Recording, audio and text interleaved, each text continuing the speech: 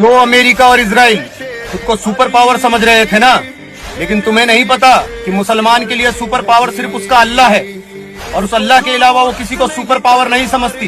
अगर तारीख उठाकर देखनी है तो देख लो अमेरिका और इजराइल। यजीद भी खुद को सुपर पावर समझकर इमाम हुसैन से कह रहा था कि मेरी बैत ले लो, लेकिन इमाम हुसैन ने कहा था एक जालिम की बैत मैं कैसे ले सकता हूँ। अगर मैंने किसी जालिम की बैत ली तो कयामत तक नाना जान की उम्मत एक जालिम को अपना आमिर समझेगी। यजीद ने करबला के मैदान में 72 लाशें करबला के मैदान में बिन कफन के बिछा दी, लेकिन उस नबी के नवासे ने एक जालिम की बैत नहीं ली। और कौन भूल सकता है सजदा हुसैन का, तलवारों के सायों में भी सर न झुकाता हुसैन का। मिट गई नस्ले यजीद करबला के खाक में, और करबला के बाद भी रहा है जमाना हुसैन का, और वो ईरान वाले उस हुसैन को मानने वाले हैं। याद रखो, तुमने क्या सोचा सैयद अली खामनाई साहब को शहीद करके तुम ईरान को फतेह कर लोगे और खुद को सुपर पावर साबित कर दोगे?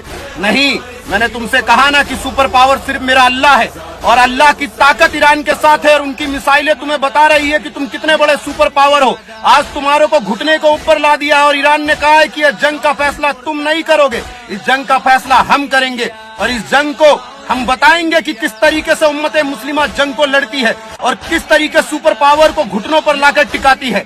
और अल्लाह की ताकत ईरान के साथ है, क्योंकि करबला के मैदान में वादा निभाने वाला हुसैन था, उम्मत के हक के लिए सर को कटाने वाला हुसैन था, और जहां को दुनिया को रास्ता दिखाया हुसैन ने, उस ईरान को भी रास्ता बताने वाला हुसैन था। उस ईरान को तुम हराओगे, उस ईरान को झुकाओगे, याद रखना तुम्हारी नस्लें मिट जाएगी और इजराइल तुम तबाह बर्बाद हो जाओगे।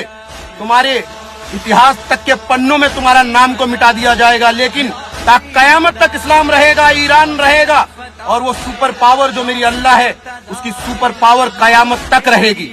अल्लाहू अकबर, ईरान फतेह होगा।